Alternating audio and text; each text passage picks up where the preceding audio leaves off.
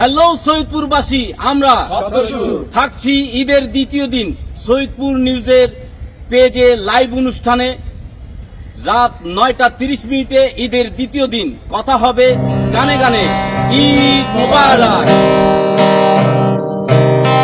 কুরবানি কুরবানি আল্লাহু আকবার, দিন দুনিয়ার মালিক খোদা পরওয়ারদিগার।